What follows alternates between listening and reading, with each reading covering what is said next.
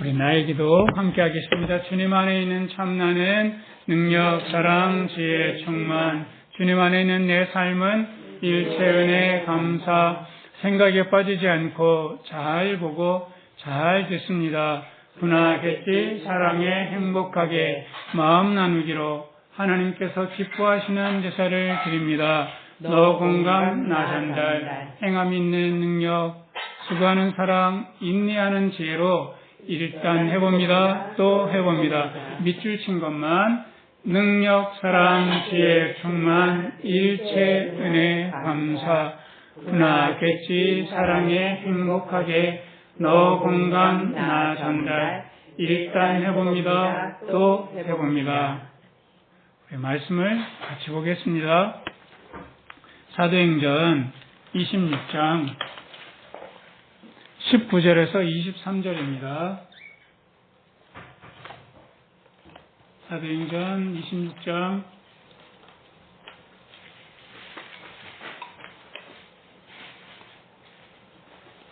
19절에서 23절.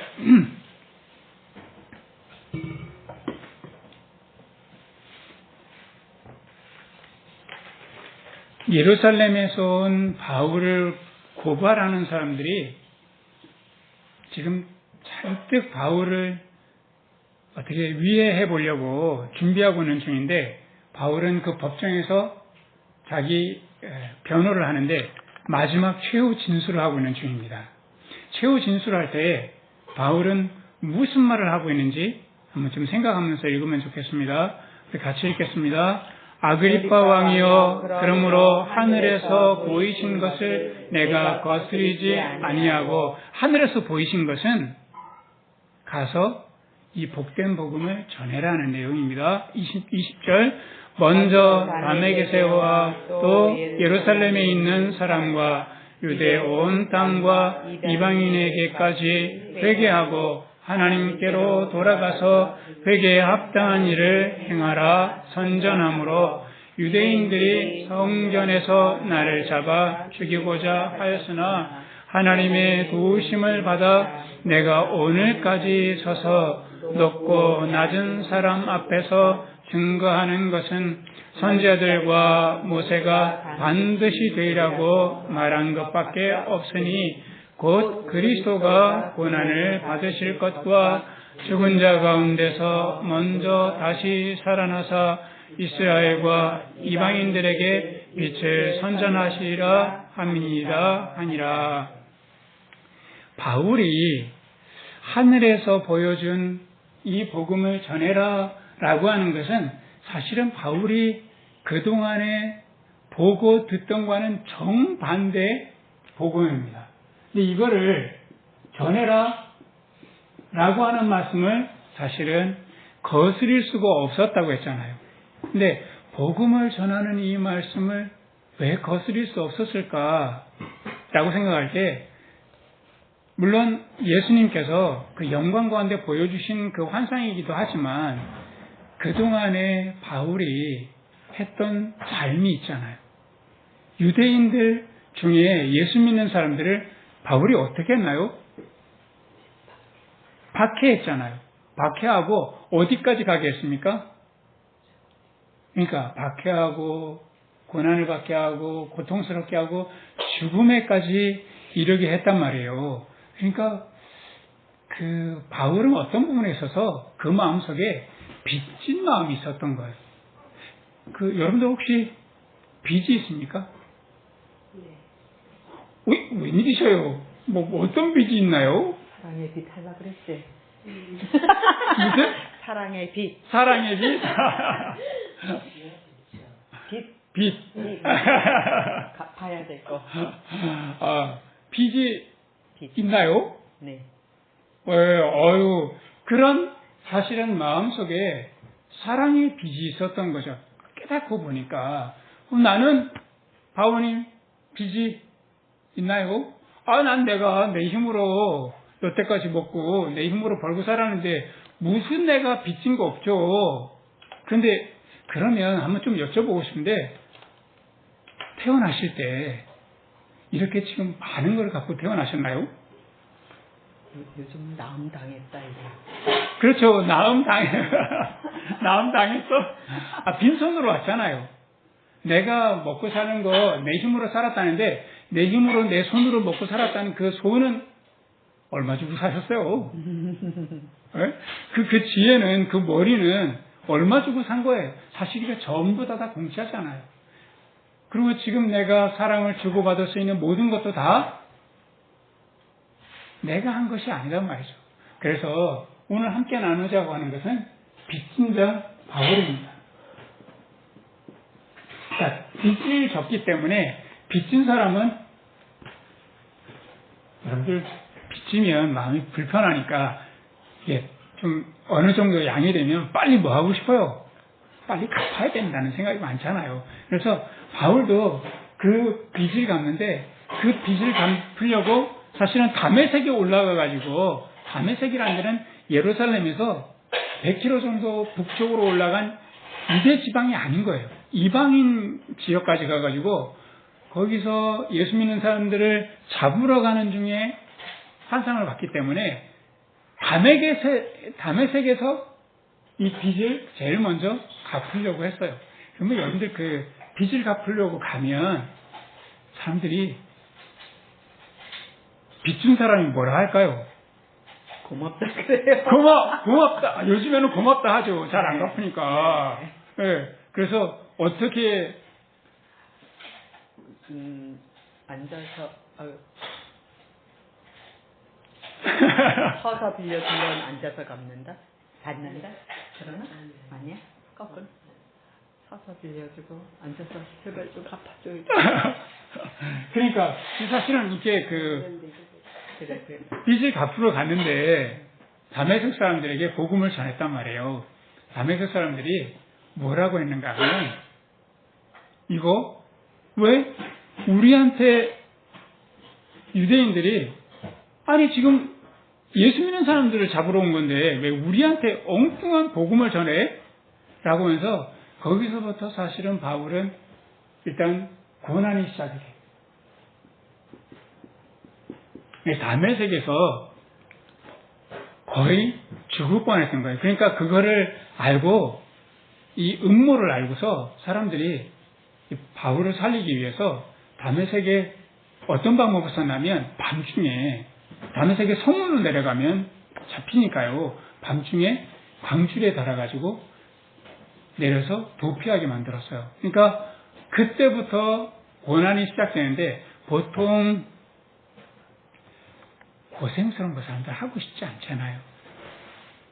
근데 힘든 거를 이거 너무 힘들어. 이거 내가 빚을 갚을 수 있겠나 라는 생각이 드는데 그래서 이 빚진 것을 갚는 것은 사실은 혼자 하는 게 아니에요. 자꾸 내가 해보려고 그러면 힘든데 그래서 바울은 내가 그리스도와 함께 죽고 그 그리스도께서 내 안에 살아계셔서 그리스도와 함께하는 고난인 거예요. 그래서 우리가 사랑할 때, 그러니까 빚을 갚는다는 말이 좀 현실적이지 않은 이야기니까 사랑한다고 이야기를 해보고 싶은데 사랑하면 참 사람들 사랑하는 것만큼 아름다운 게 어디 있어요. 그런데 사랑만큼 아까도 우리가 함께 나눴지만 오래오래 배워야 되는 맨 마지막까지 배우기 어려운 것이 없는 거예요. 그래서 이 사랑을 내 힘으로 할 수 없는데 이 고난이 자꾸 찾아와요. 우리 삶에요. 그러니까 이 사랑하면 너무 막 저쪽에서 감격하고 아무 문제 없으면 얼마나 좋아요. 근데 사랑할 때마다 자꾸 문제가 더 생겨요. 그러다 보면 에휴 왜 내가 이거 사랑하기로 했지? 이거 너무 복잡한 거 아니야. 아 이거 안 하면 어떨까? 그래 자꾸 그 마음속에 불평하는 마음이 많이 생기거든요. 여러분들은 그때 어떻게 하셔요? 이거 감당하기 어렵네. 나는 무슨 잘못이 있다고 내가 이게 자꾸 힘들지, 더 꼬이지, 사랑하는 게. 그럴 때 어떻게 하셔요? 마음이 불편하죠. 아무것도 안 해? 그러면 자꾸 무기력해지잖아요. 그 23절에 보시면 그 세 가지 내용이 나요. 그리스도가 고난받으실 것과 다시 부활하실 것과 그 다음에 이방인들에게 빛을 선전한다라고 했는데, 여러분들 우리 삶에요, 이 고난과 부활 그리고 빛, 이 세 가지는 사실은 이스라엘 사람들만 해당되는 것이 아니라 이방인들도 다 해당된다고 그랬어요. 그러니까 이게 무슨 말인가 하면요, 모든 오고 오는 사람들이 다 이 문제를 갖고 산다는 거예요. 그리고 이 부활도 하나님께서 주셨고 빛도 주셨다는 거예요. 근데 사람들은 이 고난에서, 여기에서 그냥 아래까지 충분히 부활과 빛으로 나가지 못하는 거죠. 그냥 여기서 고난을 오면 자꾸 피하고 남 탓하고 마는 거예요. 근데 더 나아가려면 어떻게 해야 되냐면, 내 안에 주신 그 빛을 내가 잘 활용하고 살아야 되는 거죠. 그래서 여러분들 그 빛에는 온기가 있잖아요. 이 빛은 그리스도요, 하나님의 모습이라고 한다면 온기가 있는데, 주님은 온기가 있어서 내가 힘들고 어려울 때 다 토해놔도 된단 말이에요. 어느 정도 토해놔도 되는가 하면, 예레미야 선지자가 너무 힘들 때, 힘드니까 나중에는 누구에게까지 반발을 할까요? 하나님까지. 하나님, 나 이렇게 계속 하실 거라면 나는 선지자 그만하고 싶어요 라고 정말 솔직하게 마음을 토해놓는 거예요. 하나님의 온기를 믿고 마음을 토해내라.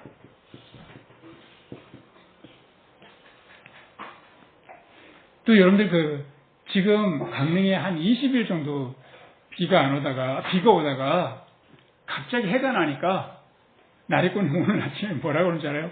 아, 이런 날에는 뭐 해야 되는데 빨래 넣어. 맞아요. 빨래 넣기에 딱 좋은 날인 거예요. 그러니까 꿉꿉한 그런 것들을 다 날려줄 수 있는 어떤 분에 있어서는 빛의 힘은 뭔가 하면 또 살펴나는 힘이 있잖아요. 그러니까 내가 사랑하다 보면 내 마음속에 어떤 문제가 있는지 자꾸 드러난단 말이에요.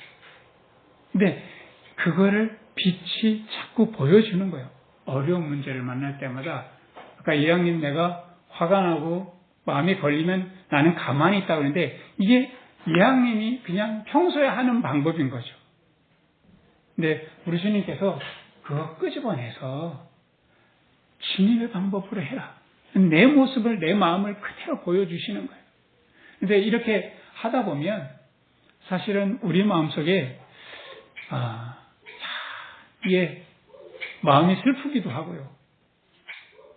바울이 복음을 전할 때 제가 사도행전을 쭉 찾아봤는데요, 죽을 고비를 몇 번이나 넘었을까? 15번? 16번 정도 되는데, 이렇게 어려운 거를 어떻게 자기의 그 힘으로 감당했을까? 사람의 힘으로 할 수 없는 거예요. 우리가 인생을 살아가는데 지금까지 살아왔던 고생을 다시 하려면 하겠어요? 근데 그런 고생이 또 있다면 우리가 그거를 다 알아차리고서는 하기 어려워요. 그래서 우리의 삶에 마지막 배우는 게 뭘까요? 사람보다 더 마지막 배우는 것이 있어요. 지금 제 친구가 항암 중인데, 친구가 저랑 같이 이야기를 재밌게 하다가 막 씩씩하게 하다가 갑자기 전화가 뚝 끊어져요. 이거 왜 그러지? 나중에 전화가 와요.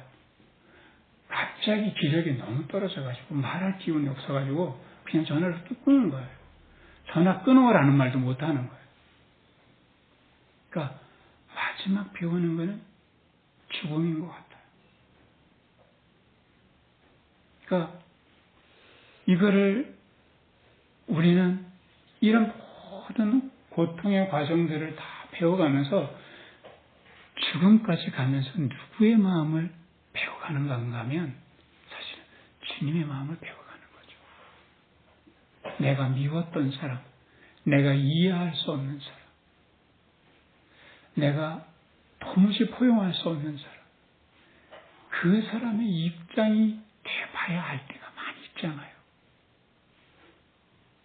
그럴 수밖에 없구나. 이렇게 하면서 우리가 이해를 하게 되는데 결국에는 우리가 그 나의 빛이 되신 나를 위해서 사랑으로 죽기까지 사랑하신 그 예수님의 마음을 우리가 어떻게 알겠어요? 내가 고난을 당하면서 그렇게 주님의 마음을 알게 되거든요. 근데 주님의 마음을 알면서 주님께서는 끊임없이 우리에게 힘을 주시길 원하는 거죠. 그래서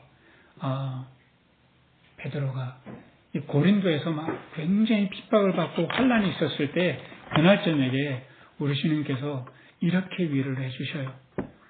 밤의 환상 가운데 두려워하지 말고 잠잠하지 말고 말해라. 내가 너와 함께 있다.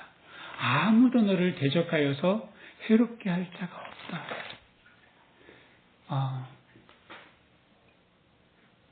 아무도 우리를 해롭게 할 자가 없는데요. 해롭게 할 수 있는 유일한 사람이 있어요. 그게 누굴까요? 그래서 제가 요즘에 마음속에 많이 곱씹는 말이 하나 있는데요. 주님께서 나를 부르기 전에 내가 먼저 죽지 말자. 우리가 먼저 죽을 때가 너무 많은 거예요. 아씨 못 살겠어 이러면서 불평하고 원망할 때가 많더라고요. 그래서 주님께서 이제 이 땅에서 잘 살았으니 우리 함께 살자 하고 부르실 때까지 내가 먼저 죽지 말자고요. 아무도 나를 해할 자가 없어요. 사실은 내가 내 마음을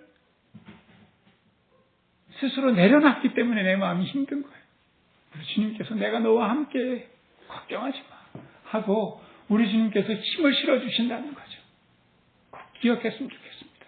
그래서 빛이 끊임없이 에너지를 만들어내는 것처럼 우리 안에 빛 대신 주님께서 우리에게 힘 주시는 것을 기억하셨으면 좋겠습니다.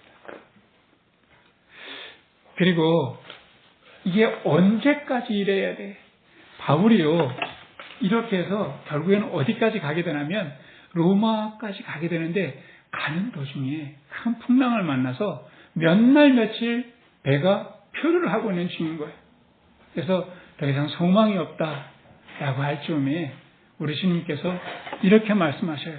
우리 그 바로 옆장에 보시면 27장 24절에 우리 같이 한번 읽겠습니다. 함께 읽습니다. 바울아 두려워 말라. 내가 가이사 앞에 서야 하겠고 또 하나님께서 너와 함께 행선하는 자를 다 내게 주셨다 하였으니 다시 한번 읽죠.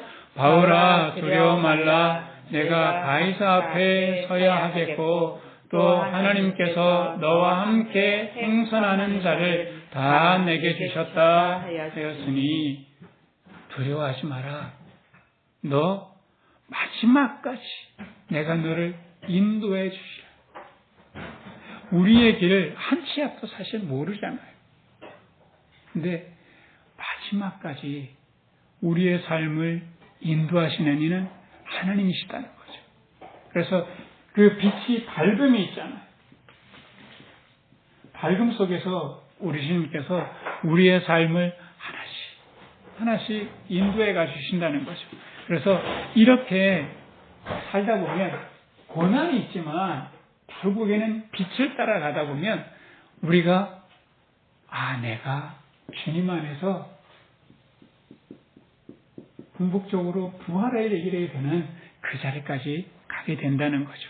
그래서 우리가 빛을 갚다가 보면 어느새 내가 부자인 것을 알게 되는 거예요. 내가 사랑하다 보면 어느새 내가 사랑인 줄 알게 되고요. 내가 끊임없이 주님의 그 은혜를 받고 그 은혜를 함께 나누고 사랑하다 보면 끝끝내 우리 하나님께서 그리스도의 부활에 참여하게 하실 것을 믿습니다. 그래서 우리가 우리의 삶에 고난도 있고 힘든 일도 많은데 나는 빚 갚는 삶이다. 그래서 이렇게 빚을 갚다 보면 주님께서 고난에 참여한 그 이상의 영광과 부활을 우리에게 허락하실 것을 믿습니다. 우리 같이 한번 기도하겠습니다.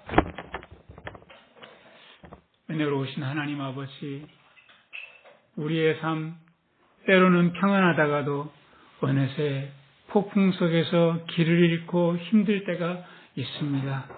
어디로 가는지, 이렇게 사는 게 맞는지, 왜 이렇게 내 마음에 들지 않은 것은 많은지, 그때마다 마음을 고요히 하고 나와 함께 계시는 우리 부활의 주님을 바라봅니다. 주님께 힘들면 힘들다고 다 토해내게 해주시고 혼자 끙끙 앓지 않고 주님과 상의하며 이 길을 가게 해주시옵소서. 홀로 가는 외롭고 어두운 인생이 되지 않도록 빛 대신 주님과 함께 걸어가는 길이 되게 하시고 힘의 한계에 도달했을 때 주님의 격려하심과 도우심 때문에 힘을 얻게 해주시기를 원합니다. 우리가 경험해보지 않고서는 결코 알 수 없는 주님의 마음, 주님의 심정을 더 깊이 헤아릴 수 있는 그런 아름다운 삶이 되게 해주시고 주님 안에서 주님과 더불어 살아갈 때에 더 사랑스러운 사랑이 되어가게 해주시고 좀 더 가볍고 아름다운 부활이 되어가는 삶이 되게 도와주시옵소서. 주님이 함께 하시니 오늘의 고난도 내일의 고난도 두렵지 않습니다. 사랑과 은혜의 빚진 자로 살다가 끝내 주님의 부활에 이르는 우리 모두가 되도록 주여 인도하여 주시옵소서. 예수 그리스도 이름으로 기도합니다. 아멘.